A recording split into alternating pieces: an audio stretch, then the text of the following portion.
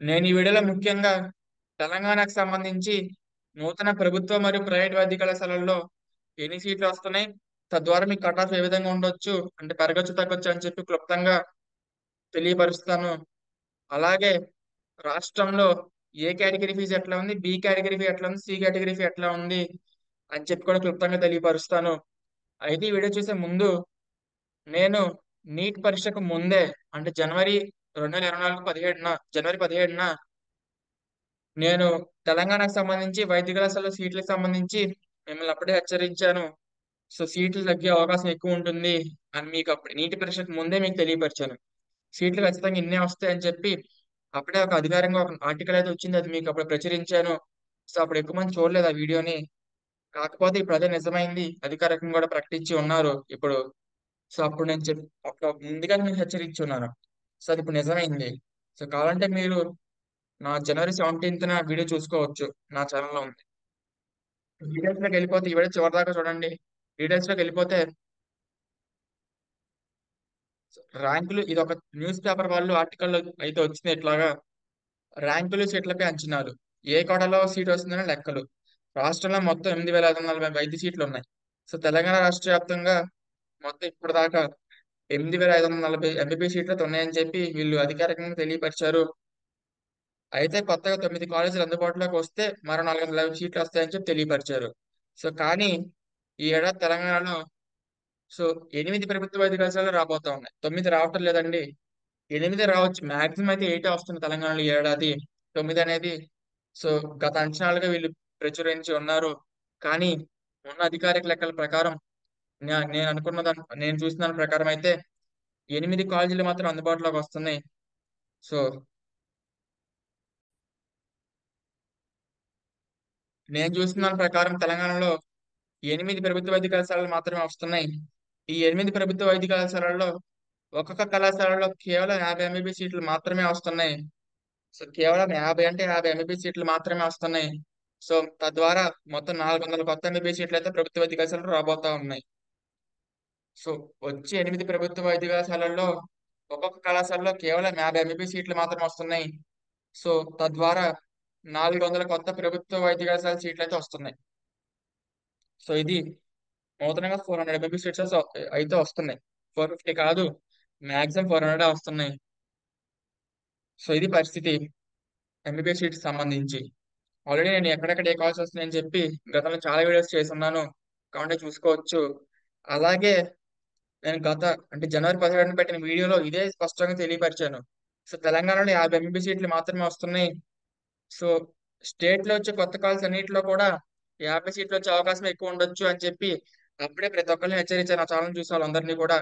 So ఇప్పుడు ఖచ్చితంగా 50 సీట్లు వస్తున్నాయి అని చెప్పి అధికారికంగా కూడా ప్రకటించేసి ఉన్నారు. సో ఇది పరిస్థితి. సో ఇక తెలంగాణలో సీట్లు, ఫీజు ఎట్లా ఉంటుందని చెప్పి సో చూసుకుంటే, అంటే కాలేజ్ వైజ్ ఫీజు ఎట్లా ఉంటుందని చెప్పి, కన్వీనర్ కోటాలో సీటు వస్తే సర్కారీ కాలేజీలో ఏడాదికి 10,000 రూపాయల దాకా ఫీజు ఉంటుంది. సో గవర్నమెంట్ లో ఫ్రీ సీట్ వస్తే సంవత్సరానికి 10,000 రూపాయల దాకా ఫీజు కట్టాలని చెప్పి వీళ్ళు ఈ దినపత్రిక వాళ్ళు తెలియపరిచి ఉన్నారు. అలాగే ప్రైవేట్ కాలేజీలో సీట్ వస్తే ఏడాది, అంటే ప్రైవేట్ ఏ కేటగిరీ సీట్ వస్తే ఏడాదికి 60 లక్షలు, 60 వేల రూపాయల దాకా కట్టాలని చెప్పి తెలియపరిచారు. సో కన్వీనర్ ఏ కేటగిరీలో సీట్ వస్తే, అంటే ప్రైవేట్ ఏ కేటగిరీ సీట్ వస్తే సంవత్సరానికి 60,000 రూపాయల దాకా ఫీజు కట్టవలసి ఉంటుంది. అదే డైరెక్ట్ గవర్నమెంట్ కాలేజీలో సీట్ వచ్చేస్తే ఏ కేటగిరీ కింద, అంటే డైరెక్ట్ గవర్నమెంట్ కాలేజ్ సీట్ వచ్చేస్తే సో 10,000 రూపీస్ అయితే ఫీజు కట్టాల్సి ఉంటుంది సంవత్సరానికి. సో ప్రైవేట్ లో బి కేటగిరీ కింద అయితే ఏడాదికి 11.25 లక్షల దాకా ఫీజు కట్టాల్సి ఉంటుందని చెప్పి తెలియపరిచారు. సో ఈ 11.25 lakhs అనేది అన్ని కాలేజ్ ఒకలా ఉండదండి. సో ఫర్ సపోజ్ అపోలో వాటికైతే నియర్ 12 to 12.5 lakhs దాకా ఫీజు అయితే ఉంది. సో బి కేటగిరీ ఫీజు అనేది కాలేజ్ వైజ్ గా మారుతుంది. సో 11.25 అయితే అక్కడ కూడా సో ఆ పర్మిట్ అయితే పెట్టలేదు తెలంగాణ గవర్నమెంట్ అనేది. సో లాస్ట్ ఇయర్ అయితే అపోలో వచ్చేసరికి నియర్లీ 12 to 12.5 lakhs దాకా ఫీజు అయితే ఉంది బి కేటగిరీ కింద. Private B category Apollo medical college అయితే 12 to 12.5 lakh అయితే ఫీజు ఉంది. సో ఇది ఏపీ లాగా పర్మిటెడ్ తెలంగాణ లేదు. B category, C category fees అనేది. సో అది కాలేజ్ వైజ్ గా పెట్టుకునే అవకాశం ఉంటుంది. కాకపోతే ఒక మేజర్ లిమిట్ అయితే ఉంది. So first of all C category వచ్చేసరికి 26 లక్షలు అంత పెరగకూడదని చెప్పి లాస్ట్ ఇయర్ అయితే తెలియపరిచారు. అంత ఐడియా లేదు కానీ లాస్ట్ ఇయర్ అయితే తెలియపరిచారు. 26 lakhs అంత పెట్టారు. హైయెస్ట్ ఫీజు అనేది తెలంగాణలో C category. So C category కింద 25 లక్షల వరకు కాలేజీని బట్టి ఫీజు ఉంటుంది. గత ఏడాది రాష్ట్రంలో గరిష్టంగా 2,45,043 ర్యాంక్ కి వచ్చిన ఎస్సీ విద్యార్థి కరీంనగర్ కోటలో సీటు వచ్చింది. ఓపెన్ కేటగిరీలో 452 మార్కులు సాధించిన 1,60,822 ర్యాంక్ విద్యార్థికి ప్రైవేట్ మెడికల్ కాలేజీలో కరీంనగర్ కోటలో సీట్లు లభించింది. ఇక ప్రైవేట్ మెడికల్ కాలేజీల్లో బి కేటగిరీలో గరిష్టంగా 4,69,431 ర్యాంకు, సి కేటగిరీలో గరిష్టంగా 12,15,627 ర్యాంకు వచ్చిన విద్యార్థులకు సీట్లు లభించాయి. రాష్ట్రంలో ప్రభుత్వ, ప్రైవేట్ కలిపి మొత్తం 56 మెడికల్ కాలేజీలు ఉన్నాయి.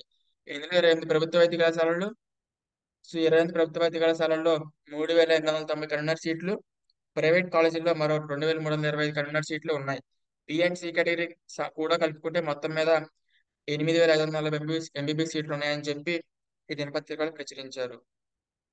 ఈ ఏడాది మరో 8 వేసుకుని 9 కాదు 8 మరో 8 ప్రభుత్వ వైద్య కళాశాలలు అందుబాటులోకి వస్తే ఒక్కో దాంట్లో 50 సీట్లు చొప్పున 400 ఎంబీబీఎస్ సీట్లు 400 ఎంబీబీఎస్ సీట్లు పెరుగుతున్నాయి గవర్నమెంట్ కాలేజెస్ లో. So total new seats in government medical college in Telangana 400. So అలాగే మనకి 2 ప్రైవేట్ మెడికల్ కాలేజ్ కూడా వస్తుంది తెలంగాణకు సంబంధించి.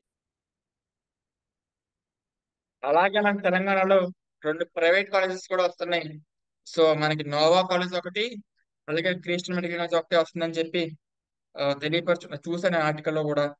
సో ఒక కాలేజ్ సుమారు 100 సీట్లు అయితే వచ్చే అవకాశం ఉందని నేను భావిస్తున్నాను. ఎన్ని సీట్లు అనేది సో తర్వాత వచ్చే సెంట్రల్ గవర్నమెంట్ రిలీజెస్ దాంట్లో చూసి నా మీద తెలియపరుస్తాను. సో ఇది సో కట్ ఆఫ్ గురించి చూసుకుంటే ఒకసారి డెఫినెట్ కట్ ఆఫ్ అనేది పెరగదు తగ్గదు. సో ఏ రేంజ్ లో అదే రేంజ్ లో ఉండే అవకాశం ఎక్కువ ఉంటుంది. సో మీకు క్లారిటీగా చెప్తాను. మీకు కట్ ఆఫ్ అనేది లాస్ట్ ఇయర్ కన్నా పెరిగినా కానీ మహా అయితే 1-2 మార్కులు పెరగచ్చు. నేను ఓపెన్ కేటగిరీ గురించి చెప్తున్నాను. కేటగిరీ వైజ్ అయితే ఇంకా చెప్పలేదు నేను. సో వీడియోస్ అన్ని తర్వాత తర్వాత అన్ని ఒకసారి అనాలిసిస్ చేసి అప్పుడు మీకు వీడియో అప్లోడ్ చేస్తాను. సో తెలంగాణ వచ్చేసరికి లాస్ట్ ఇయర్ కన్నా ఓపెన్ కేటగిరీలో 1-2 పెరిగితే 1-2 మార్కులు పెరగచ్చు, లేదంటే అట్లానే ఉండే అవకాశం ఎక్కువ ఉంటుంది నేను అనుకోవటం. సో తెలంగాణకు సంబంధించి థ్యాంక్ యూ.